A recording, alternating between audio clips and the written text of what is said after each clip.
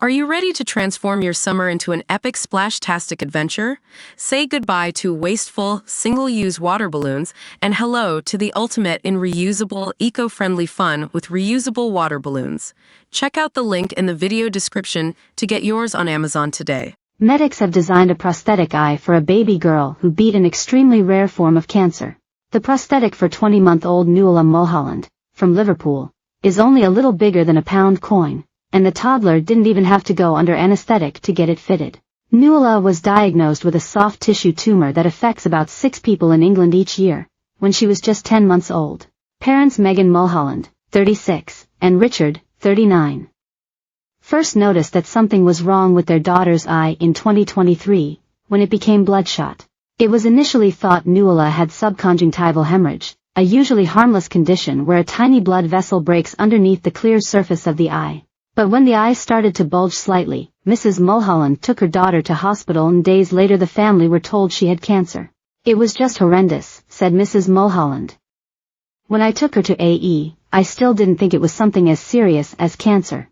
When they called to say after her MRI it was a tumor, it was devastating. Nuala, who has a big brother Jack, 9, eventually had her eye removed and was given the all clear in January.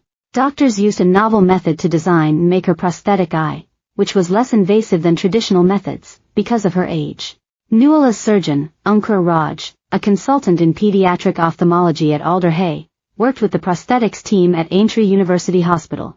Patients who require this type of prosthetic usually face a lengthy process of having a wax mold taken of the eye socket, which is then turned into a silicone mold.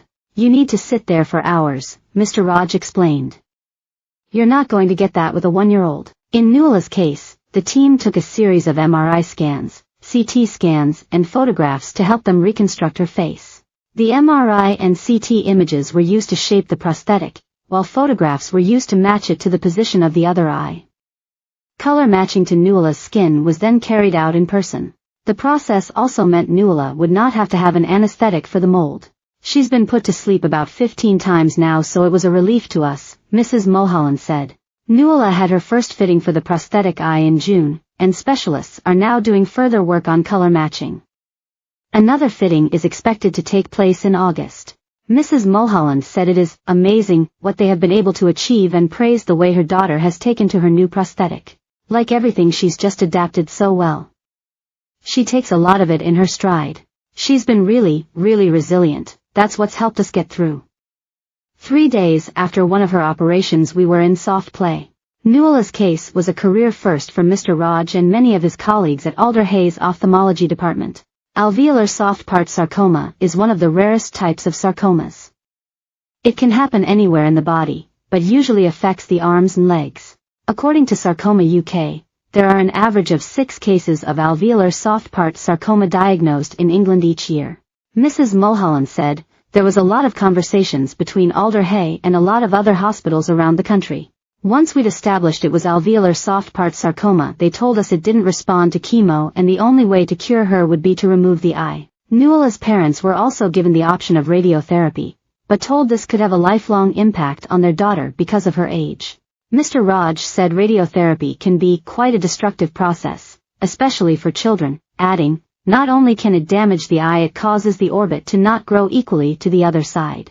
The risk then is that that side of the face doesn't grow properly, which is difficult to correct in the future. Mrs. Mulholland said, basically, for us, we felt like we had to make a good decision from 2 bad choices, radiotherapy or removing the eye. It felt like a rock and a hard place. We had to make the best decision for her. Mrs. Mulholland said she has had to get used to people noticing Nuala but welcomes people asking questions. My husband's always been brilliant but I've felt vulnerable, she said. I've had to build up to taking her out without her eye patch. Police officer removed from duty after video shows man being kicked in head.